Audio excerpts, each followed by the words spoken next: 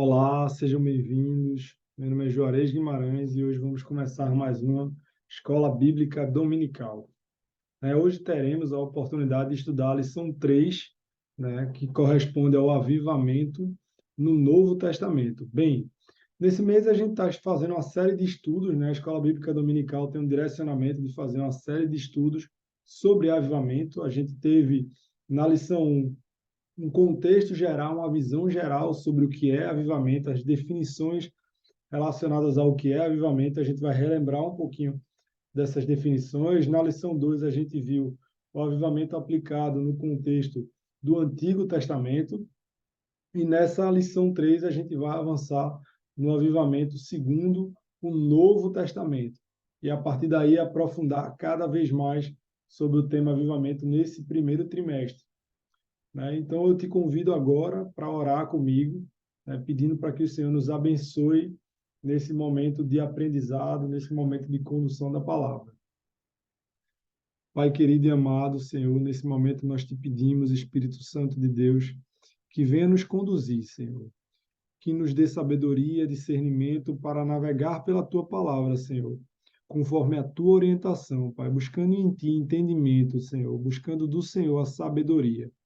Pai, que nós possamos conduzir esse estudo com muita responsabilidade, Senhor, sabendo que o Senhor guia os nossos passos, que nós possamos sair daqui edificados pela Tua palavra, Senhor, e que ela encontre em nossos corações terreno fértil, Senhor, para que ela constitua raízes, Pai, para que ela dê frutos, Senhor, frutos do Espírito nas nossas vidas. Nós te agradecemos essa oportunidade de servir na Tua igreja, Senhor, trazendo um pouco da Tua palavra, Pai, para que essa palavra tome forma nos nossos caráteres, Senhor, e que ela possa nos orientar, que nós possamos seguir uma vida segundo os teus caminhos, Senhor, porque os teus caminhos são maravilhosos, Pai. Nós te pedimos que nos acompanhe nesse estudo e te agradecemos em nome de Jesus. Amém, Senhor. Amém. Bem, vamos começar o nosso estudo falando um pouco sobre avivamento espiritual e retomando o que a gente viu na primeira aula, na lição 1 sobre avivamento. Então vamos lá, o que é avivamento espiritual? Avivamento espiritual é uma intervenção de Deus e a gente percebe dentro das Escrituras que o avivamento ele normalmente é precedido por uma crise, normalmente uma crise ética e moral. Quando há um esfriamento da igreja, quando há um esfriamento dos membros da igreja, é que o Senhor começa a despertar um avivamento e existem etapas para que o avivamento aconteça. Essas etapas precedem esse avivamento. E que etapas são essas?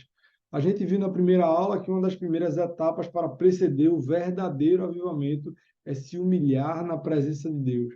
Então, é quando nós reconhecemos o nosso tamanho perante as dificuldades, é quando nós reconhecemos que somos falhos, que somos pecadores, quando nós realmente, verdadeiramente, nos humilhamos perante o Senhor, é que nós nos colocamos em uma posição favorável para que ocorra o avivamento. A gente também percebe na palavra que a gente viu na primeira lição que nós precisamos orar e buscar a face do Senhor de maneira constante, de maneira perene, para que o avivamento ele aconteça de fato, para que nós possamos realmente viver uma nova fase de intimidade com o Espírito Santo, para que nós possamos receber verdadeiramente poder do Espírito Santo nesse processo. E uma terceira etapa necessária para o avivamento é uma verdadeira conversão. Nós precisamos diariamente nos converter. Nós precisamos seguir essas etapas. Então, nos humilhar, perceber o tamanho do nosso pecado, ter a real consciência de que nós não entregamos para o Senhor tudo aquilo que o Senhor merece. Na sequência, buscar a face do Senhor em oração, buscar na palavra do Senhor a verdadeira orientação. E, por último, realmente mudar a nossa história, mudar a nossa atitude perante a vida e verdadeiramente nos converter. Então, esses são preceitos que estão ali por trás do avivamento, porque o avivamento ele consiste no reforço de uma fé em Deus. O significado do avivamento significa tornar vivo, vida, tornar ativo esse relacionamento com o Espírito Santo. E a gente clama cada vez mais por essa consciência, pela consciência que nós precisamos buscar diariamente a face do Senhor. E é por cima dessa ótica, é através desse óculos da fé, através dessa visão, que nós vamos seguir as nossas aulas, tá? Então, na lição 3, a gente tem agora como texto áureo dessa lição o livro de João, o Evangelho de João, no capítulo 4. Então, vamos abrir as nossas Bíblias aqui, no Evangelho de João, no capítulo 4.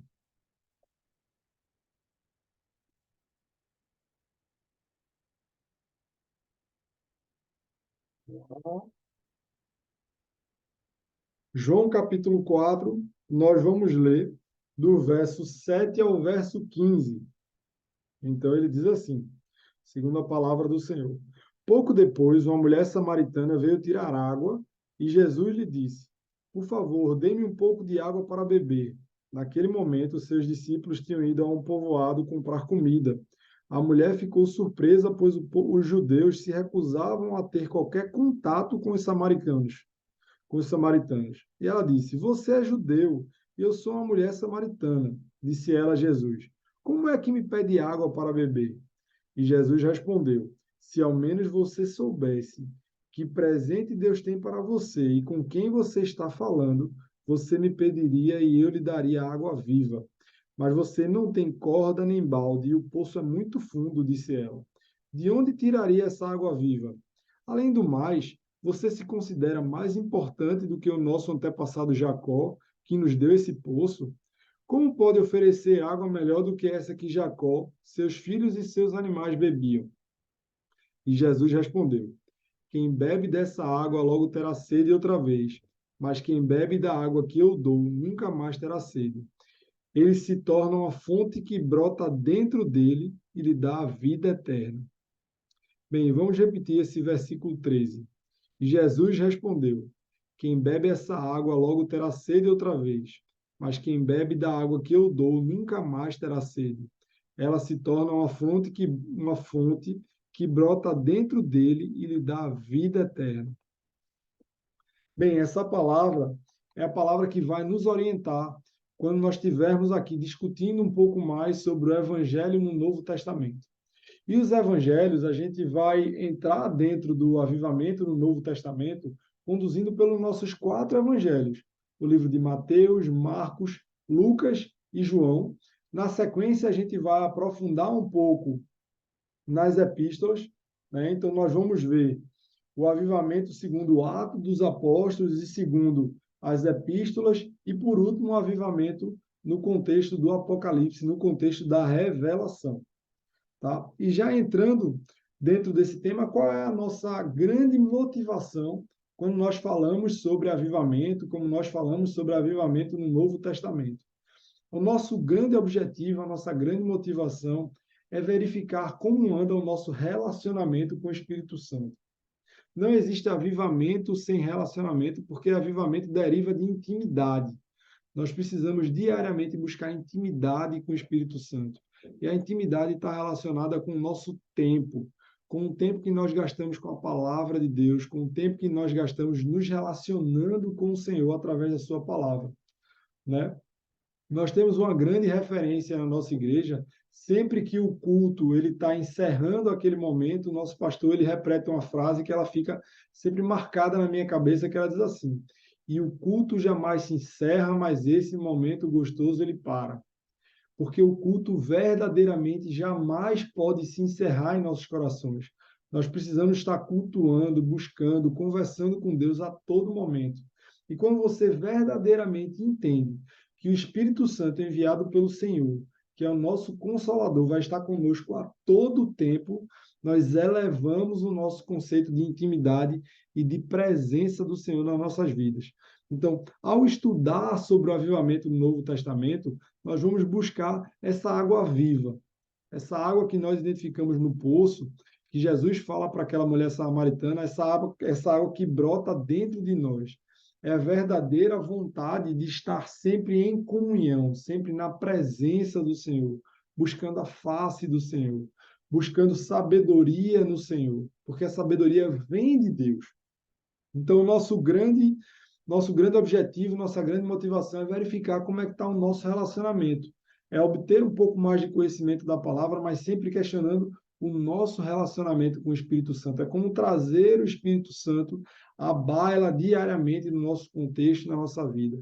É buscar a face do Senhor ao acordar, é buscar a face do Senhor enquanto nós estamos indo para o nosso trabalho, nós estamos indo para uma faculdade, para uma aula, prestar algum serviço, né? A gente buscar o Senhor a todo momento e viver uma vida de relacionamento com o Senhor. Mas entrando agora dentro do avivamento nos evangelhos, vamos falar um pouquinho sobre o avivamento no livro de João. E o livro de João ele é muito objetivo, né? Nós percebemos que João, dentro do seu evangelho, ele focou muito em trazer à tona os frutos do Espírito, trazer à tona os frutos, os milagres que o Senhor conduziu dentro do seu ministério. Nós temos aproximadamente 18 registros de milagres dentro do evangelho de João. Milagres todos esses que apontam para a autoridade, para a sabedoria de Jesus. Então, dentro dessa condução, o que nós possamos ver é que o avivamento ele decorre também de uma fé atuante, de uma fé que se manifesta por obras. Mas esse manifeste por obras, essa consequência da fé e do poder do nosso Salvador, ela é sempre muito clara, porque ela diz assim: mas aquele que beber do que eu lhe der, nunca mais terá sede, porque a água que eu lhe der fará nele uma fonte a jorrar vida e vida eterna. Então, a palavra do Senhor, ela toma forma dentro dos nossos seres. Dentro do nosso ser, nós percebemos que o Senhor ele preenche totalmente todos os espaços. Ele vai ali abençoando, ele vai ali preenchendo todo esse espaço, mas nós precisamos de um relacionamento verdadeiro, sincero, sem cera, sem máscaras, né? Sem barreiras entre a nossa vida e a vida do Senhor, entre receber o Consolador na nossa vida. Nós precisamos ter essa segurança que vem da palavra do Senhor. E não é uma segurança falha, não é uma segurança que não vai passar em algum momento por uma tribulação. Não é uma vida perfeita, não é uma vida sem altos e baixos, né? Mas sim uma vida pautada na palavra de Deus, sabendo que, como filhos de Deus, nós conhecemos o último capítulo dessa história, e no último capítulo dessa história, o nosso Senhor venceu o mundo. E ele diz na sua palavra: no mundo tereis aflições, mas tende bom ânimo, eu venci o mundo. O meu fardo é leve. Eu deposito em Deus todas as minhas ansiedades, todas as minhas preocupações, e eu deixo com que Deus tome conta da minha vida. Eu interajo com o Senhor para tomar todas as minhas decisões, para que na hora de me posicionar, eu não me posicione pela carne, mas sim me posicione pelo Espírito. Que eu tenha real convicção de que eu preciso diminuir para que o Senhor cresça em mim. Sempre que eu começo a ler o Evangelho, que eu começo a ter alguma interação com a palavra do Senhor, e nesse estudo do avivamento isso foi muito forte na minha vida, eu percebo que muitas vezes nós precisamos deixar com que o ruído diminua. O ruído do nosso dia ele consiga acalmar para que a voz do Espírito verdadeiramente fale aos nossos corações, para que nós possamos ouvir de maneira audível o que o Espírito Santo do Senhor quer para as nossas vidas, de que forma ele quer nos conduzir, nos direcionar.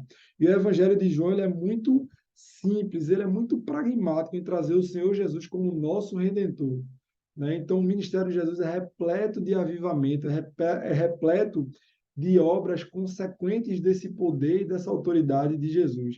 Em paralelo, nós temos o livro de Mateus, uma estrutura mais focada em revelar para os judeus que Jesus verdadeiramente era o Messias. Revelar para o povo judeu que eles estavam diante do Messias, daquele em que os profetas do Antigo Testamento apontavam e falavam sobre ele. Daquele que, ao chegar no templo, na sinagoga, para ensinar, ensinava com verdadeira autoridade. Veja, o conhecimento ele gera um mover, ele gera uma sabedoria. Mas a autoridade, em muito, extrapola o conhecimento, porque a autoridade é a verdadeira prática, é o verdadeiro saber. Então, nós percebemos no Evangelho de Mateus que Jesus ele tem essa posição. Ele é o verbo vivo que desceu do céu. Então, nós percebemos que a condição que Jesus enquanto homem encarnado naquele sentido, dentro daquele evangelho, naqueles 3 anos de ministério, o Senhor trouxe essa autoridade à tona, para que nós pudéssemos verdadeiramente viver uma vida de propósito com o Senhor, né? E as suas últimas palavras, o Senhor deixa para nós o Consolador. E o Pai vai enviar esse Consolador, e esse Consolador é o Espírito Santo de Deus. É o Espírito que nos alimenta, é o Espírito que está conosco todos os dias, né? A gente, em algum momento desse estudo, vai chegar lá no livro de Atos, no capítulo 2, e a gente vai ver todo aquele mover lá no Pentecostes, e a gente vai verdadeiramente compreender o que o Senhor quer para as nossas vidas quando Ele nos concede o Espírito Santo, né? Que é preparar os apóstolos naquele contexto e nos preparar para levar a palavra do Senhor, nos preparar para o ide e pregai o evangelho, o ide e falai da verdade que vem do Senhor, e cheios do Espírito Santo, porque se nós estivéssemos vazios do Espírito Santo, não existe conversão sem o poder, não existe propósito sem o preenchimento do Espírito Santo. Só o poder vindo do Espírito Santo, vindo do Senhor, verdadeiramente nos concede autoridade. Autoridade para expulsar demônios, autoridade para ministrar cura, autoridade para levar a palavra do Senhor de uma maneira íntegra, de uma maneira sincera, de uma maneira sábia. Então, nós vemos dois paralelos. Nós temos, de um lado, o Evangelho de João, muito pragmático, muito direcionado ali para o ministério de Jesus, falando dos frutos do Espírito, falando de todos os milagres que Jesus conduziu, né, falando das pregações do Senhor. E, do outro lado, tem um livro de Mateus muito preocupado no convencimento dos judeus de que aquele verdadeiramente era o Messias esperado, né? De quem todas as profecias apontavam para ele, o verdadeiro Cordeiro de Deus, aquele que foi sacrificado para a remissão dos nossos pecados, né? Aquele sacrifício vivo, único e suficiente. E nós temos agora um contexto do Evangelho de Marcos, entrando um pouquinho no Evangelho de Marcos, e se a gente for no capítulo 14 do Evangelho de Marcos, os versículos 10 e 11, então nos Evangelhos nós temos Mateus, Marcos, Lucas e João. Vamos lá no Evangelho de Marcos, capítulo 14, versículo 10 ao versículo 11, nós temos assim.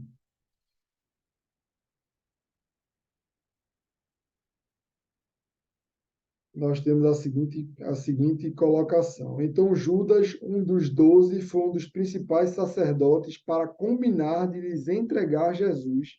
Quando souberam por que ele tinha vindo, ficaram muito satisfeitos e lhes prometeram dinheiro. Então, ele começou a procurar uma oportunidade de trair Jesus. No Evangelho de Marcos, nós temos a apresentação de um Jesus servo, né? E em 3 dimensões de serviço. Nós temos, primeiro, um servo vencedor. Então, Jesus, dentro do seu ministério, venceu enfermidades, expulsou demônios, professou cura, né? Venceu a força da natureza, quando ele acalma a tempestade, quando ele chama Pedro para caminhar sobre as águas, né? E ele venceu a morte quando ele ressuscita a filha de Lázaro. Então, nós temos uma perspectiva, em primeiro nível, de um servo vencedor, que é o Senhor Jesus. Na segunda parte desse evangelho, nós começamos a ter a perspectiva de um servo maltratado, um servo que foi muitas vezes desprezado pelos líderes da sinagoga e traído por um discípulo, por alguém próximo de Jesus, por alguém que tinha um pouco de intimidade com o Senhor, que vivia no meio do Senhor, né, que participou desse ministério. Então, Judas prepara toda uma traição, né? Judas prepara uma verdadeira humilhação perante o Senhor que estava ali no ministério para que se cumprisse a palavra de Deus. Então, nós temos aí duas perspectivas: um servo vencedor, um servo maltratado e, por último, e a mais relevante, é um servo triunfante, porque o Senhor triunfa sobre a morte e ressuscita ao terceiro dia para mudar toda a perspectiva, para mudar toda a história, para verdadeiramente nos redimir dos nossos pecados e dizer que a morte está sobre o seu domínio, né? Que o Senhor, ele vive e reina. O Senhor triunfou dentro dessa perspectiva e nós podemos verdadeiramente ter intimidade com o Espírito Santo e viver um real avivamento do Senhor sempre que nós entendemos e buscamos a sua palavra. Sempre que nós voltamos para o Senhor, voltamos para o cerne da nossa passagem nesse mundo, que é o cerne de viver para o Senhor, viver o serviço ao Senhor, concedendo amor, que é o principal mandamento do nosso Senhor. Então, quando nós entendemos esse processo, é que verdadeiramente nós vamos conduzir a nossa história por um processo de amadurecimento e de relacionamento com o Senhor. Isso só pode acontecer, meus irmãos, através da palavra. É com a palavra de Deus, que é a sua última revelação para nós, é que nós podemos triunfar com o Senhor, que nós podemos declarar que o Senhor vive e reina, que nós podemos compartilhar da mesa do Pai, né, em referência direta a tudo aquilo que o Senhor foi e é nas nossas vidas, porque Ele é vivo e atuante, a sua palavra é viva, eficaz e atemporal. E agora nós podemos avançar para o Evangelho de Lucas. No Evangelho de Lucas, se a gente for lá no capítulo 2 do Evangelho de Lucas, dos versículos 10 ao versículo 14, então vamos lá, Lucas 2, do versículo 10 ao versículo 14, nós temos o seguinte, nós temos assim: mas o anjo lhes disse: Não tenham medo, trago boas notícias que darão grande alegria a todo o povo. Hoje em Belém, a cidade de Davi, nasceu o Salvador, que é Cristo, o Senhor. Vocês o conhecerão por esse sinal. Encontrarão um bebê enrolado em umas faixas de pano, deitado numa manjedoura. E de repente juntou-se o anjo, uma grande multidão de exército celestial, louvando a Deus e dizendo: Glória a Deus nos mais altos céus e paz na terra àqueles que Deus se agrada. Então, nós temos a perspectiva no Evangelho de Lucas do nascimento do nosso Salvador. Nascimento esse que Lucas traz aqui todo um contexto de preparação para o nascimento de Jesus. Desde a gravidez de Isabel, quando ela engravida de Zacarias e gera em seu ventre João Batista, aquele que iria abrir o caminho no deserto, até o toque do Senhor no ventre de Maria para gerar o nosso Senhor Jesus, né? A preparação do coração de José para poder apoiar Maria e ser verdadeiramente um servo do Senhor nesse processo de gestação, né? Mas o encontro de Maria com Isabel, trazendo ali segurança para aquela mãe que recebeu uma palavra de vida do Senhor, que foi agraciada com o seu ventre, possuir no seu ventre o nosso Salvador. Então, nós vemos Lucas, o médico, detalhar todo esse processo no Evangelho, detalhar a humanidade de Jesus e como Deus conduz de maneira perfeita todo esse processo para que nós pudéssemos verdadeiramente ser salvos pelo nosso Senhor e Salvador. E dentro do Evangelho de Lucas, nós também podemos perceber as crises que precederam o avivamento, né? Quando Herodes sabe do nascimento do rei, que o rei está vindo, o decreto para matar as crianças, né? Então, todo o processo do anjo do Senhor preparando José para que Jesus não fosse morto, para que ele não fosse vítima daquela crise, né? Toda a preparação do Senhor para que o ministério de Jesus, 30 anos posteriormente, pudesse ser iniciado verdadeiramente, para que nós pudéssemos ver o relacionamento do Filho de Deus na terra, trazendo a perspectiva do amor, da palavra, da autoridade, do ensino, né? Trazendo todos os benefícios para que nós hoje pudéssemos nos encher da palavra do Senhor, para que nós possamos viver uma vida diferente, viver uma vida de percepção, tirar da nossa frente tudo aquilo que é ruído, tudo aquilo que atrapalha o real e o verdadeiramente relacionamento com o Senhor. Então, dentro da perspectiva do Evangelho, nós temos essas colocações. Nós passamos rapidamente pelo Evangelho de João, na sequência, nós fomos para o Evangelho de Mateus, passamos pelo Evangelho de Marcos, chegamos a Lucas e fechamos esse processo avançando para o avivamento no livro dos Atos dos Apóstolos. Se nós chegarmos lá em Atos 2, né, e o que é que precede Atos 2? O que precede Atos 2 é quando o Senhor faz a grande comissão. Antes de ir para o livro de Atos, a gente pode ir lá no livro de Marcos, no capítulo 16. Vamos lá no livro de Marcos, capítulo 16, os versos 15 a 18, ele diz assim: Jesus lhes disse: Vão ao mundo inteiro e anunciem as boas novas a todos.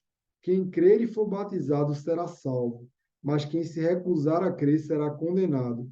Os seguintes sinais acompanharão aqueles que creem. Em meu nome expulsarão demônios, falarão em novas línguas, pegarão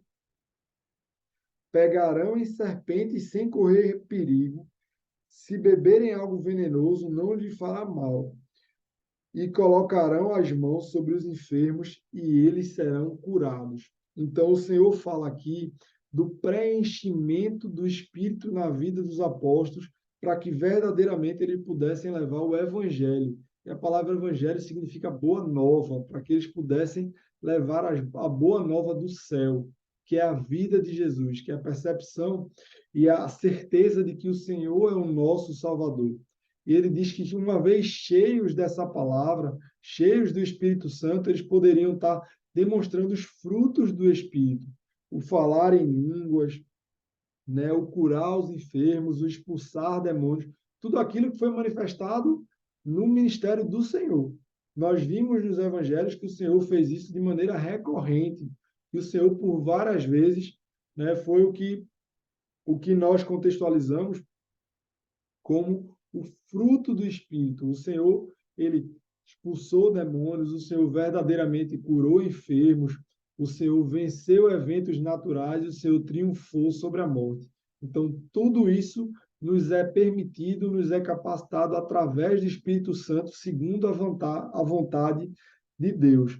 E uma vez que a grande comissão, esse grande comissionamento, essa grande missão é dada para os discípulos, nós podemos ir lá para o livro de Atos, agora no capítulo 2, e complementar esse processo. De que forma nós vamos complementar lá no livro de Atos? Vamos abrir a palavra aqui. Atos capítulo 2, nós temos assim. No dia de Pentecostes, todos estavam reunidos num só lugar. De repente, veio do céu um som como de um poderoso vendaval e encheu a casa onde estávamos sentados. Então surgiu algo semelhante a chamas ou línguas de fogo que pousaram sobre a cabeça de cada um deles. Todos ficaram cheios do Espírito Santo e começaram a falar em outras línguas, conforme os Espíritos habitavam. Naquela época, judeus devotos de todas as nações viviam em Jerusalém. Quando ouviram o som das vozes, vieram correndo e ficaram espantados, pois cada um deles ouvia em seu próprio idioma. Muito admirados, exclamavam: Como isso é possível? Esses homens são todos galileus e, no entanto, cada um de nós ouve falar em seu próprio idioma. Estão aqui partos, medos, elamitas, habitantes da Mesopotâmia, da Judéia, da Capadócia, do Ponto, da província da Ásia, da Frígia, da Panfilha, do Egito, das regiões da Líbia, próximos a Cirene, visitantes de Roma, tanto judeus como convertidos ao judaísmo, cretenses e árabes, e todos nós ouvimos essas pessoas falarem em nossa própria língua sobre as coisas maravilhosas que Deus fez. Admirados e perplexos, perguntavam uns aos outros: que significa isso? Outros, porém, zombavam e diziam: eles estão bêbados. Então, o que é que nós percebemos aqui? É que a manifestação do Espírito na vida dos discípulos, naquele momento, causou um grande espanto, né? E é assim que nós ficamos quando nós conseguimos ter um processo de intimidade com o Senhor, quando nós nos deixamos dirigir pelo Espírito Santo do Senhor. Por muitas vezes, nós, uma vez cheios do Espírito Santo, vamos estar manifestando os dons do Espírito Santo. E para as pessoas que não têm sabedoria, que não têm discernimento, que não recebem verdadeiramente o entendimento do Senhor, aquilo parece loucura, né? Aquilo parece algo fora do contexto normal. Aquilo parece algo diferente, estranho, mas aquilo nada mais é do que a manifestação verdadeira do Espírito Santo na vida desses homens. Então, nós percebemos no livro de Atos a verdadeira manifestação. O Senhor pede para que os discípulos fiquem juntos e, naquele momento, em oração, o Espírito Santo verdadeiramente se manifesta e preenche todos eles de poder. E o poder é concedido aos discípulos para que eles façam o que Jesus comissionou, e a gente viu lá no livro de Marcos, no capítulo 16, para que eles verdadeiramente apliquem o ID, levem a palavra, né? Levem essa palavra de vida que chegou até nós nos tempos de hoje. Palavra essa que eu acredito que deverá encontrar terreno fértil em nossos corações, para que verdadeiramente nós possamos viver uma vida com o Senhor, né? Debaixo das provisões do Senhor. E dentro desse processo de entender o avivamento, de entender esse processo no livro de Atos, a gente consegue agora avançar para as epístolas, que é quando os discípulos verdadeiramente começam a levar a palavra do Senhor, e lá, levando a palavra do Senhor, começa a se constatar as igrejas, as comunidades começam a proliferar ao redor de Israel, ao redor de Jerusalém. E nós temos dentro desse processo as epístolas paulíneas, né, que são as epístolas escritas por Paulo.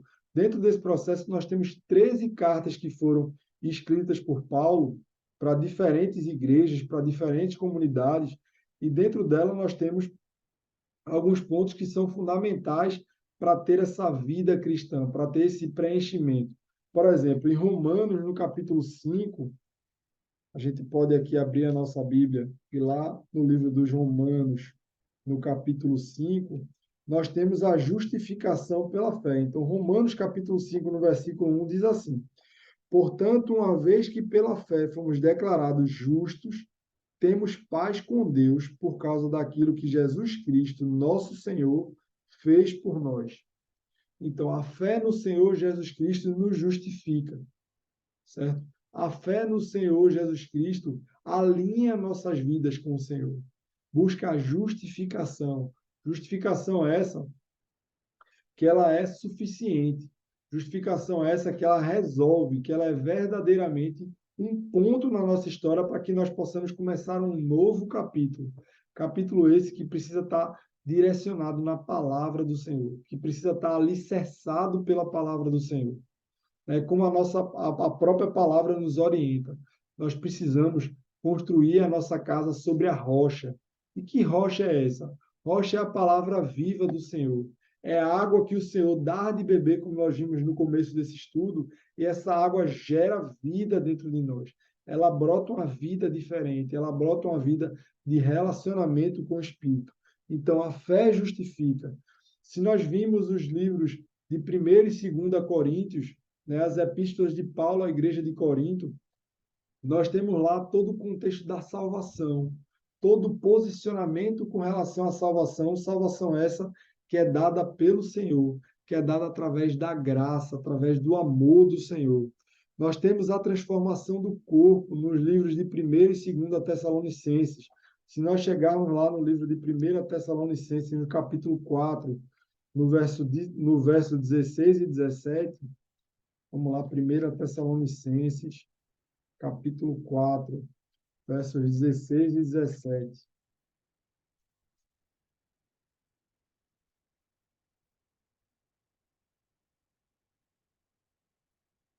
Vamos ver aqui, 1ª Tessalonicenses, capítulo 4, versos 16 e 17, ele diz assim: Pois o Senhor mesmo decretará dos céus com um brado de comando, com a voz do arcanjo e com o toque das trombetas de Deus. Primeiro os mortos em Cristo ressuscitarão. Depois com eles nós, os que ainda estivermos vivos, serão arrebatados nas nuvens ao encontro do Senhor nos ares. Então estaremos com o Senhor para sempre. Então nós temos aqui a promessa da transformação verdadeira do corpo, da ressurreição dos mortos através do Senhor Jesus. Quando a volta de Jesus acontecer, nós seremos arrebatados ao Senhor. nós estaremos com o corpo em glória perante o Senhor.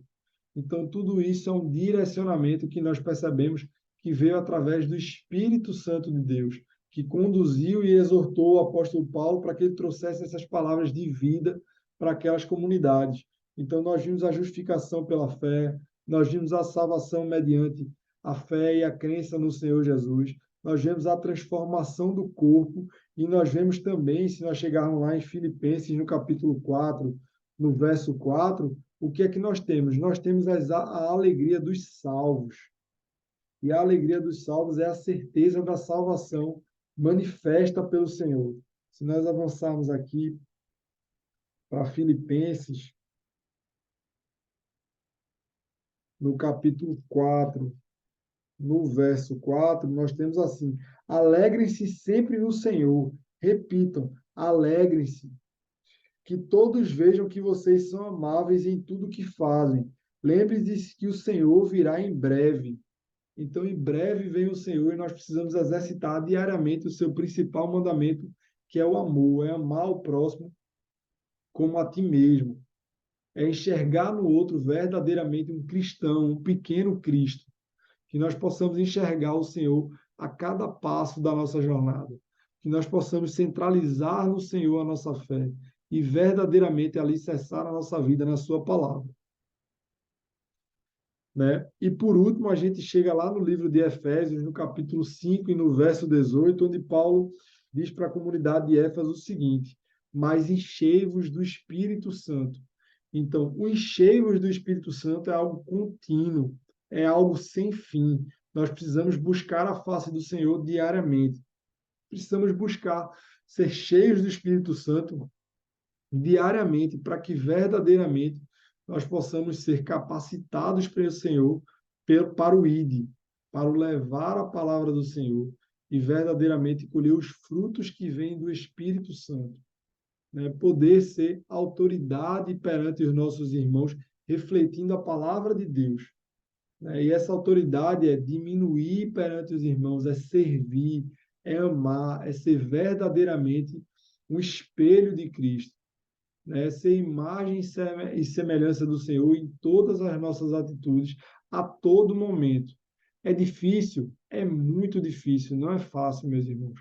Não é fácil, a dificuldade ela se apresenta de maneira constante, de maneira perene. Mais uma vez, alicerçados pela palavra, né? Crendo que o Senhor é o nosso pastor e que de nada nós teremos falta, segundo a sua palavra, preenchendo os vazios dos nossos desafios, dos nossos dilemas, dos nossos traumas, com a palavra do Senhor, buscando no Senhor orientação, verdadeira orientação para conduzir a nossa vida. Então, a gente fecha essa parte das epístolas paulinas sabendo que nós precisamos justificar pela fé, né, nos alegrar no Senhor, buscar verdadeiramente nos encher do Espírito, porque no ato do retorno do nosso Salvador, nós vamos ressuscitar com o Senhor com o corpo em glória. Nós vamos encerrar a carreira e guardar a fé para uma vida na eternidade, viver a eternidade com o Senhor. Na nossa próxima parte do estudo aqui no Novo Testamento, nós temos as epístolas gerais. E essas epístolas gerais são o livro de Hebreus, de Tiago, de 1 Pedro, 1 e 2 Pedro, de 1, 2 e 3 João, e também no livro de Judas. O que nós vemos são princípios que dão suporte para uma verdadeira vida cristã, para uma verdadeira vida de sacerdócio ao Senhor, uma vida de um cristão verdadeiro. Então, por exemplo, nós temos no livro de Hebreus a revelação da supremacia de Cristo em todos os aspectos, a supremacia da nova aliança. Nós temos no livro de Tiago, ressalta a salvação da fé acompanhado por obras, porque sem obras a fé é morta. Nós precisamos nos encher do Espírito Santo, nós precisamos manifestar as obras do Senhor através do nosso serviço e assim fazer com que aquela semente plantada verdadeiramente dê fruto, mas tendo sempre a consciência de que o crescimento vem do Senhor. Então, eu plantei, Apolo regou, mas foi o Senhor que deu o verdadeiro crescimento. que ao levar a palavra, né, cheios e repletos do Espírito Santo, nós possamos ter a consciência de que é o Senhor que vai fazer com que aquela palavra não caia num terreno infrutífero, vai preparar aquele terreno para que a palavra penetre naquela vida e que, uma vez ali plantada, ela possa dar raízes, possa crescer, se desenvolver e aí gerar verdadeiramente frutos, que é a multiplicação dessa palavra. É fazer com que verdadeiramente essa palavra ganhe o coração de todos e que todos possam ter a oportunidade de viver o extraordinário na palavra do Senhor. O extraordinário do Senhor vem do relacionamento com Ele, vem de buscar a palavra dele a todo momento. Né? E para fechar, nós temos lá a revelação, o livro da revelação, Apocalipse, o final da história. Né? No final da história, nós podemos ver o quê? Nós podemos ver Cristo glorificado. Lá em Apocalipse 1:1, a gente consegue ver o Cristo glorificado. A gente consegue perceber através da revelação todo o galardão que vem do Senhor. Né? E que nós vamos chegar nesse momento sempre que nós nos comprometermos em ter uma vida pautada na palavra de Deus, preenchendo a nossa história do verdadeiro relacionamento com o Espírito Santo. Então, o nosso estudo de hoje nos conduziu por várias etapas dentro do Novo Testamento que nos levam à certeza, e a certeza de que o avivamento vivido em várias etapas, ele culmina nessa certeza que o Espírito Santo nos traz da salvação mediante a fé em Jesus Cristo. E uma vez que nós temos manifestado a nossa fé, uma vez que nós temos alicerçado a nossa vida, pautado a nossa vida no Senhor, nós podemos viver o extraordinário do Senhor, o extraordinário de um relacionamento com o Senhor. Nós podemos fazer como os discípulos, né? Colher os frutos do Espírito, levar a palavra com mansidão, com alegria e com a certeza de que nós conhecemos o final da história. E que no final da história nós temos uma certeza e uma garantia. Garantia essa que veio do Senhor, que é o tem de bom ânimo, eu venci o mundo. Deixa as aflições de lado, deixa a ansiedade. Ansiedade é o excesso de futuro. Deixa esse excesso de futuro de lado, vive o presente. Né? Vive cada dia no Senhor, busca no Senhor ao acordar a presença e a face dele. E Senhor, vem preencher todo esse espaço vazio, Senhor. Vem preencher da tua palavra, Senhor, a minha vida, preenche a minha reflexão, preenche o meu intelecto, me prepara, Senhor. Me prepara para levar a tua palavra, Senhor. Me dá um coração sensível, Senhor, para que no momento certo eu possa escutar os meus irmãos e possa diminuir o ruído, Senhor. Possa diminuir o ruído para que o Espírito Santo verdadeiramente fale e opere através de mim, que eu seja um instrumento vivo nas mãos do Senhor. Então, essa mensagem de hoje nos deixa esse conceito, que a revelação de Deus no Novo Testamento é para que essa revelação nos traga sustentação, sustentação na palavra do Senhor, para que nós possamos viver uma vida de relacionamento com Deus. E eu queria agora encerrar esse estudo com uma oração, agradecendo ao Senhor essa oportunidade. Pai querido, obrigado, Senhor, por poder servir na tua casa, Senhor.